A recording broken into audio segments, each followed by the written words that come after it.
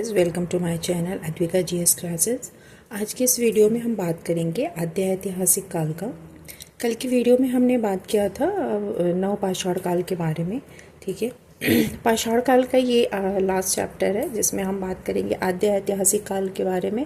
और आद्य ऐतिहासिक काल की हम दो भागों में डिवाइड करेंगे, जिसमें हमारा पहला है सिंधु घाटी सभ्यता और दूसरा है हमारा वैदिक सभ्यता। ठीक है, सिंधु घाटी सभ्यता हमारा 2500 बीसी से 1500 बीसी तक का है और वैदिक कालीन सभ्यता हमारा 1500 बीसी से 600 बीसी तक का है। ठीक है, फिर हम वैदिक सभ्यता को डिवाइड करेंगे दो भागों में, जिसमें हमारा पहला है ऋग्वैदिक काल। ऋग्वैदिक काल का जो टाइम पीरियड है वो है 1500 बीसी से 1000 बीसी तक, और दूसरा है उत्तर वैदिक काल। उत्तर वैदिक काल का जो टाइम पीरियड है वो है 1000 बीसी से 600 बीसी तक।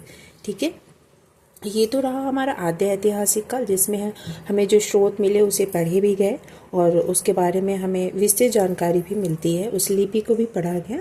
ठीक है, इसमें सबसे पहले हम बात करेंगे सैंधव सभ्यता के बारे में। सैंधव सभ्यता को ही हम हड़प्पा सभ्यता भी कहते हैं। सैंधव सभ्यता का 3 चरण है, जिसमें हम देखेंगे इसके चरण के बारे में। जिसमें हमारा जो पहला चरण है वो है आरंभिक या प्राक सभ्यता, जो कि नगरीय जीवन थी, जहाँ पर नगरीय जीवन व्याप्त था।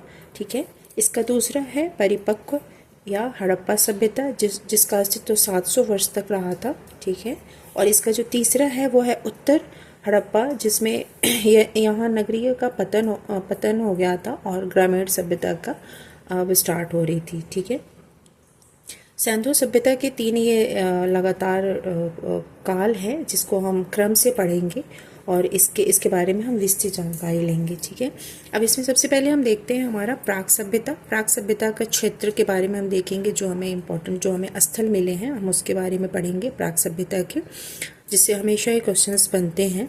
तो आइए देखते हैं। इसमें जो सबसे पहले हमें मिला था बलूचिस्तान। बलूचिस्तान के बाद हमें मिला मेहरगढ़। मेहरगढ़ प्राक सभ्यता का सबसे प्राचीन स्थल है। ये मेहरगढ़ इम्पॉर्टेंट है, मेहरगढ़ के बारे में हमेशा पूछता है। प्राक सभ्यता का सबसे प्राचीन स्थल है।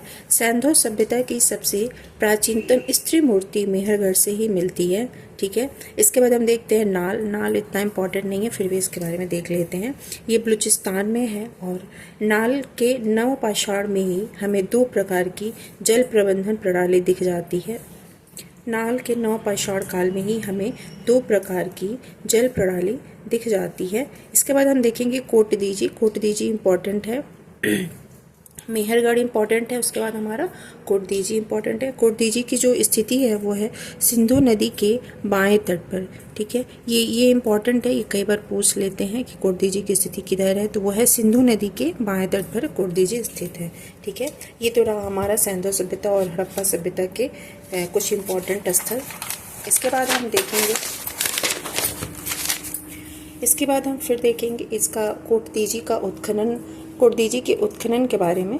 तो इसमें हम सबसे पहले देखेंगे कि कोटदीजी का उत्खनन 1955 में फजल अहमद द्वारा किया गया था। कब किया गया था? 1955 में फजल अहमद द्वारा। ठीक है, यहाँ से कांसे की चूड़ी, मृदभांडों पर सींग वाले देवता एवं पीपल के पत्तों का अंकन मिला हुआ है। कहाँ से मिला है? कोटदीजी से। ठीक है, कोटदीजी का उत्खनन हुआ था 1955 में फजल अहमद द्वारा और यहाँ से कांसे की चूड़ी, मृदभांड, सींग आदि मिले हुए हैं। ठीक है, अब हम देखते हैं भारत में प्रमुख प्राक सैंधव स्थल जो कि भारत से मिले हैं।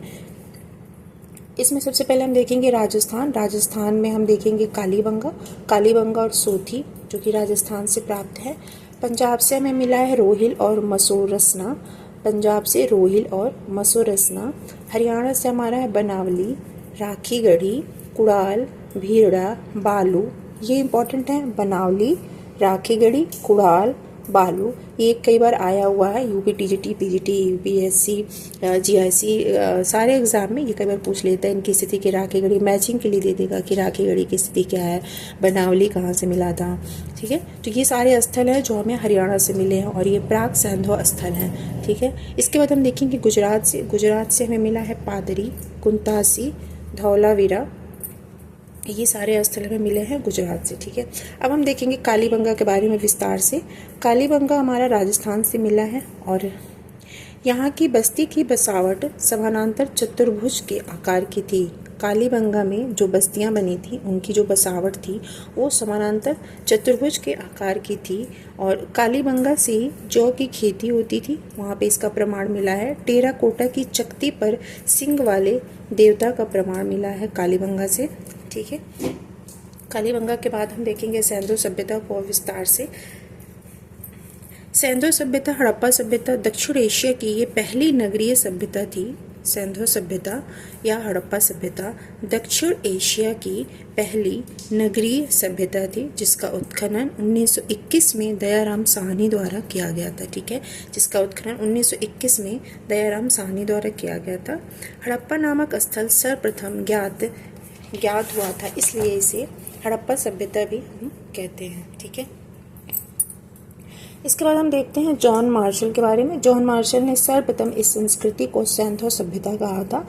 जॉन मार्शल ने सर्वप्रथम इस संस्कृति को सिंधु सभ्यता कहा था। ठीक है, इसके बाद हम देखते हैं हमारा इसे कांस्य युगीन सभ्यता भी कहते हैं, क्योंकि कांसा, तांबा, टीन का सबसे पहले प्रयोग इसी समय हुआ था। ठीक है, इसलिए इसे कांस्य सभ्यता भी कहते हैं। 1853 में कनिंघम को एक अंग्रेज ने हड़प्पा से प्राप्त वृषभ की आकृति वाले एक मुहर दी थी। 1853 में कनिंघम को एक अंग्रेज ने हड़प्पा से प्राप्त वृषभ की आकृति वाली एक मुहर दी थी। कनिंघम ने हड़प्पा की यात्रा 3 बार किया था। ठीक है, इसके बाद हम देखेंगे इसका नेक्स्ट जो पॉइंट है। 1921 में भारतीय पुरातत्व सर्वेक्षण विभाग के महानिदेशक जॉन मार्शल के निर्देश पर दयाराम साहनी ने हड़प्पा के टीलों का पुनः अन्वेषण किया था। किसके निर्देश पर किया था? जॉन मार्शल के निर्देश पर दयाराम साहनी ने हड़प्पा के टीलों का पुनः अन्वेषण किया। फिर 1922 में राखालदास बनर्जी ने मोहनजोदड़ो की खोज की। ठीक है, फिर 1922 में राखालदास बनर्जी ने मोहनजोदड़ो की खोज की। ठीक है, अब हम देखेंगे अफगानिस्तान। अभी तक हम देख रहे थे भारत की स्थिति, अब हम देखेंगे अफगानिस्तान में। अफगानिस्तान से हमें 2 पूरा स्थल प्राप्त हुए थे जो कि सिंधु सभ्यता से संबंधित थे। उसमें हमारा जो पहला था वो था सुरतुघोई और दूसरा था मुंडेगा। ठीक है, परंतु सिंधु सभ्यता का प्रसार अफगानिस्तान में नहीं था। वहाँ से हमें 2 स्थल मिले थे, लेकिन सिंधु सभ्यता का प्रसार अफगानिस्तान में पूरी तरीके से नहीं हुआ था। ठीक है, इसके बाद हम देखेंगे पाकिस्तान में हम देखेंगे दक्षिणी बलूचिस्तान और सिंध एवं पंजाब। दक्षिणी बलूचिस्तान से हमें जो स्थल प्राप्त हुए हैं, जो इम्पोर्टेंट है, उस पर हम फोकस करेंगे। इस पर हमारा सुत कांगिंडोर, जो कि दाश्क नदी के किनारे है। सुत कांगिंडोर दाश्क नदी के किनारे है और ये दक्षिणी बलूचिस्तान में स्थित है। उसके बाद है सोत काकोट। उसके बाद है बालाकोट, जो कि बिंदार नदी पर है। बालाकोट बिंदार नदी पे है। इसके बाद है नौनदारी। उसके बाद है डाबरकोट। इसमें से हमारा 2 इम्पॉर्टेंट है, कांगिंडोर और बालाकोट। ये आया हुआ है कई बार। ठीक है, सुत कांगिंडोर और बालाकोट। अब हम देखेंगे सिंध के स्थल। सिंध में सबसे इम्पोर्टेंट जो हमारा स्थल है वो है मोहनजोदड़ो, जो कि सिंध से हमें प्राप्त है। और उसके बाद हमारा है चनहोदड़ो, कोटदीजी, आमरी, अली मुराद।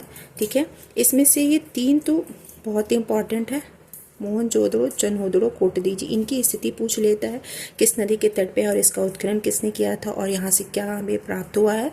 तो ये सिंधु नदी के तट पर है। ये 5 जो स्थल हैं सिंध के, मोहनजोदड़ो, चनहोदड़ो, कोटदीजी, आमरी, अली मुराद। इसको आप ऐसे याद कर लोगे, दड़ो दड़ो दीजी। ठीक है, दड़ो दड़ो दीजी, मरी, मुराद। इसका हम एक ट्रिक बना सकते हैं इसको याद करने के लिए। दड़ो दड़ो दीजी, मरी, मुराद, सिंध में। ठीक है, दड़ो दड़ो दीजी, मरी, मुराद, सिंध में। इसको आप ऐसे भी याद कर सकते हो। ये तो रहा हमारा आज का आद्य ऐतिहासिक काल के अंतर्गत हमने देखा सिंधु सभ्यता, प्राग सभ्यता के जो भी पुरातात्विक स्थल थे उनके बारे में हमने देखा, जिसमें हमने भारत और पाकिस्तान, अफगानिस्तान के जो प्रमुख स्थल थे उसके बारे में हमने देखा। ठीक है, नेक्स्ट वीडियो में हम इसके आगे के स्थल के बारे में चर्चा करेंगे। तब तक के लिए थैंक यू सो मच। अगर आपको हमारी वीडियो पसंद आई हो तो प्लीज़ इसे लाइक एंड सब्सक्राइब करें। Thank you.